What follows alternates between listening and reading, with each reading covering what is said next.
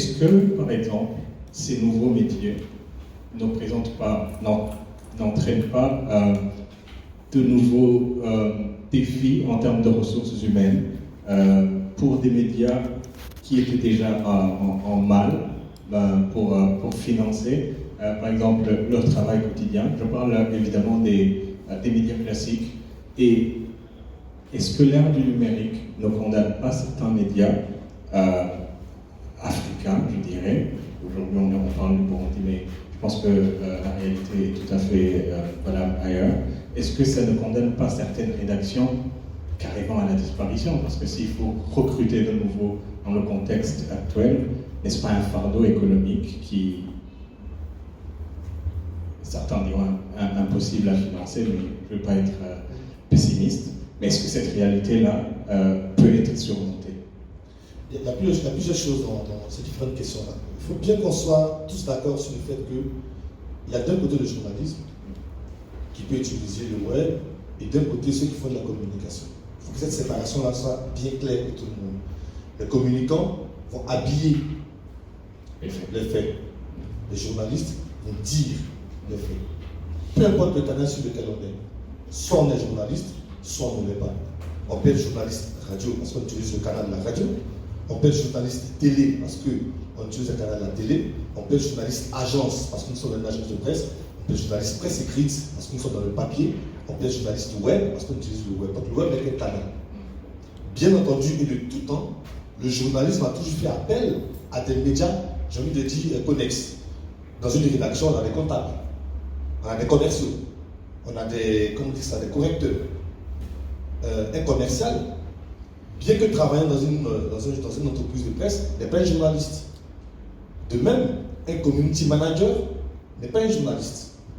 Bien que pouvant travailler dans une rédaction web. Donc, il faut qu'on soit très, très d'accord et très clair sur les métiers, les différents corps de métiers qui entrent dans une rédaction web.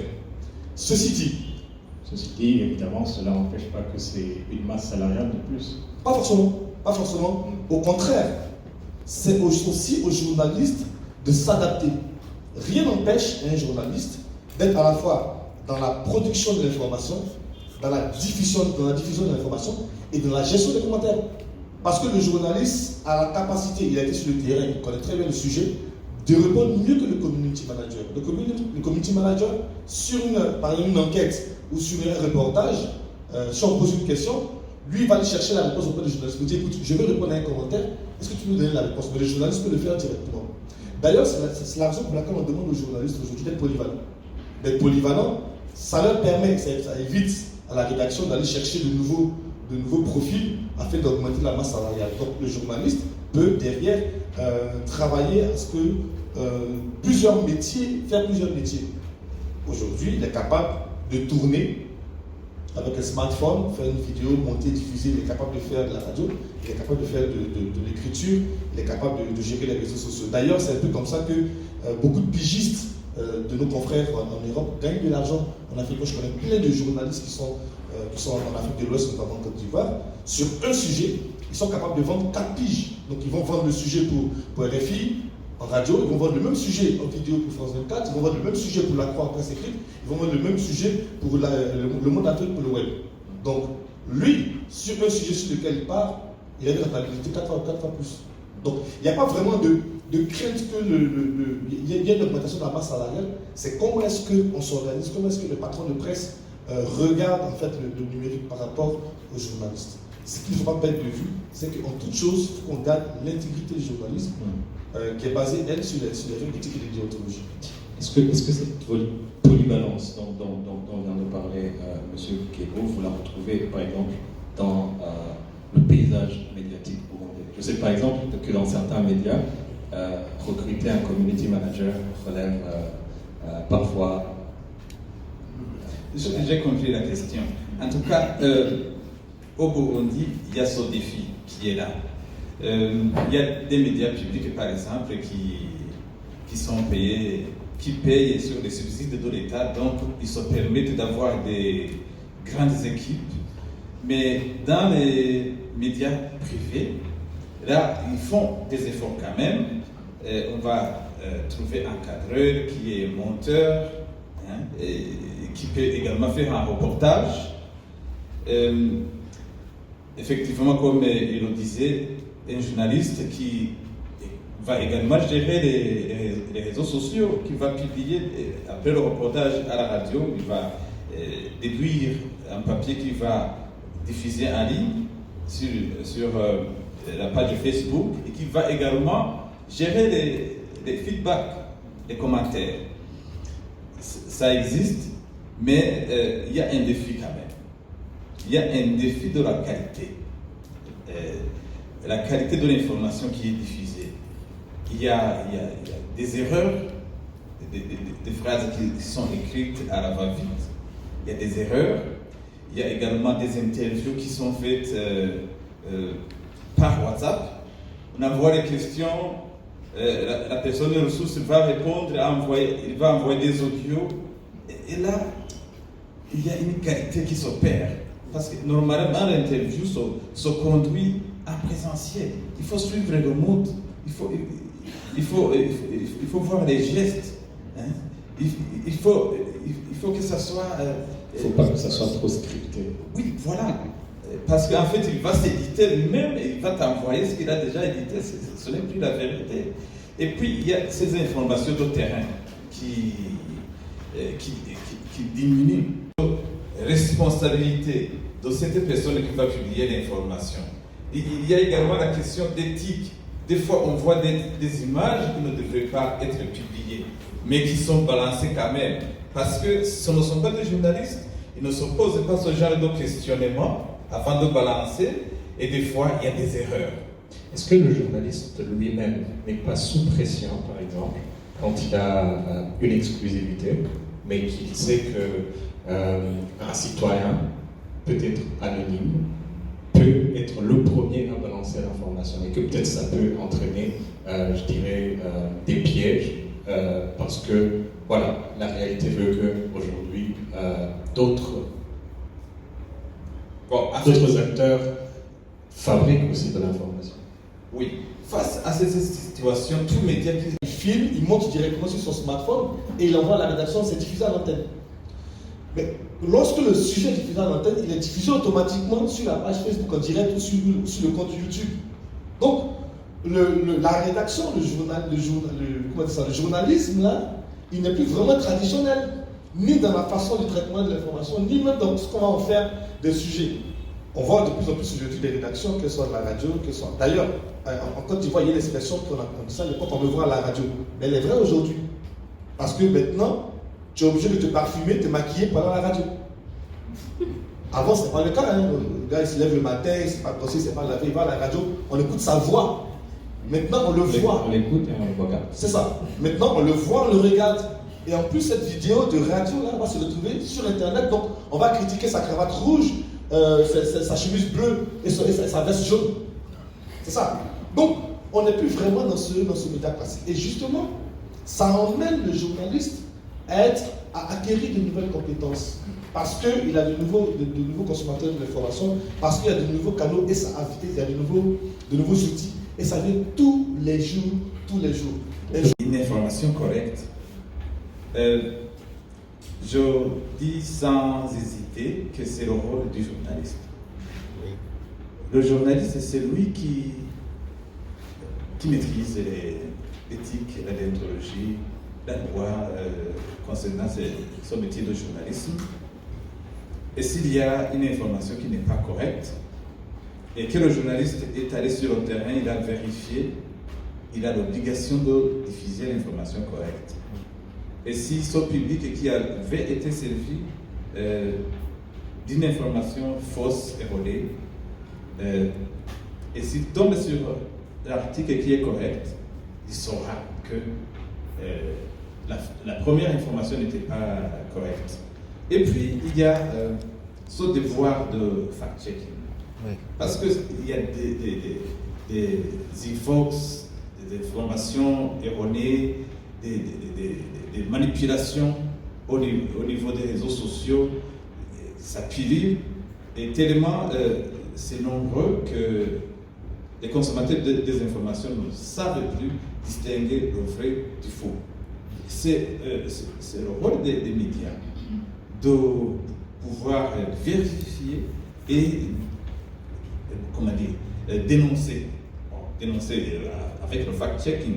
On va diffuser la vraie version.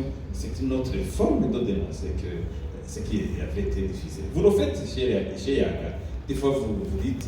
Tout à l'heure de la polyvalence des journalistes, mais également des modèles économiques qui a été aussi profondément débattu.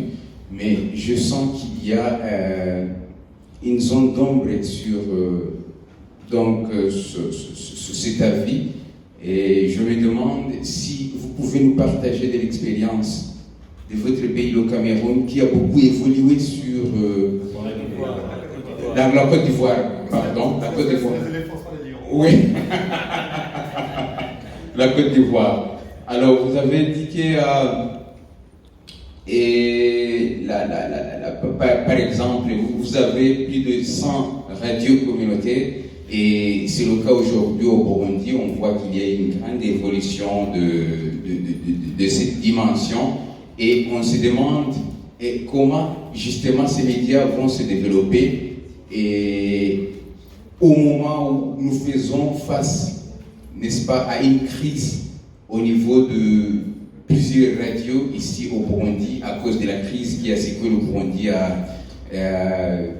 disons à partir de 2015. Et qu'est-ce que vous proposez concrètement pour ces médias qui devraient se développer avec l'ère des numériques, justement, qui demande beaucoup de moyens concernant la formation des journalistes, mais également l'acquisition des équipements et pour justement avoir cette bonne qualité de l'information tout en sachant que le journalisme en soi doit garder ses propres valeurs sur la diffusion des informations et comment faire justement votre proposition. Cette question est claire. Vous avez passé à côté et qui est très important, le public. Le public, le journaliste travaille pour l'intérêt du public. Sans le public, le journaliste ne peut pas travailler. Alors, avec la guerre qui est pour le moment entre les citoyens producteurs d'informations qui ne sont pas capables et les journalistes qui sont capables, les journalistes professionnels qui sont capables de produire des informations, il y a cette partie du public qui tombe en victime et il se jette dans un flot informationnel. Et il ne sait pas, eux ne savent pas où ils peuvent s'orienter pour voir une correcte information, une information qui est vraie, une information qui est correcte. Alors la question c'est aussi, comment est-ce que le public consommateur d'informations peuvent savoir si un tel médium produit bien une information, a bien produit l'information, bien l'information qui a produit est correcte. Un constat, c'est que dans notre pays, au Burundi, on a des défis par rapport au numérique. Beaucoup, ça a été déjà dit, mais juste un conseil pour nos amis, surtout qui sont dans le numérique. Il faut savoir que on est journaliste au sens absolu. Et le reste qui vient, c'est vraiment le qualificatif. On peut être dans la télé, on peut être... Mais sachez bien que journaliste, c'est vraiment une valeur absolue qui a vraiment des principes, comme on l'a dit. Et n'essayez pas de vous créer une case à part, comme si le journalisme multimédia, le journalisme en ligne, c'est vraiment un journalisme à part qui a des valeurs. Sachez bien que vous partagez les valeurs de départ avec tous les journalistes. Et de deux, je voudrais vous dire que si vous voulez évoluer, acceptez d'être formé. Par qui? Il y a des organisations, heureusement que Nestor est ici, même s'il n'a pas représenté l'organisation pour laquelle il travaille, mais quand même, c'est une des organisations, la Bénévolencia, qui fait beaucoup d'efforts pour former des journalistes. Acceptez d'être formé, comme on l'a dit. On n'est jamais, on n'épuise pas la matière si on est journaliste. Même si on est vingtaine d'années en termes d'expérience, on peut se ressourcer chez les nouveaux parce que, d'ailleurs, le numérique l'a prouvé. Il y a eu une difficulté à faire une reconversion pour les journalistes qui étaient habitués à faire la radio ou la télé pure et simple. Et de deux, sachez, chers journalistes, surtout qui travaillent en ligne, que, et je vais finir par là, le travail du journalisme, c'est vraiment un travail collectif. C'est pourquoi les grands médias ont une réunion de rédaction où chacun apporte sa connaissance, la maîtrise de ce qu'il a pour finalement converger et pouvoir s'approprier l'information de façon collective, et c'est là qui fait émerger le médium. Et là, je pense qu'au niveau du journalisme en ligne, c'est que c'est plus caractérisé par l'individualisme et être seul, produire, c'est tenir une rédaction à toi seul, une seule tête, et ça ne pourra jamais, en tout cas, nouveaux outils qu'offre le numérique. On a parlé d'un impératif de formation, on a parlé de la polyvalence qui s'impose à l'heure où on parle d'un modèle économique très encore en continuelle, je dirais, formation. Monsieur va y revenir d'autres fois. Et je vous remercie encore une fois d'être venu.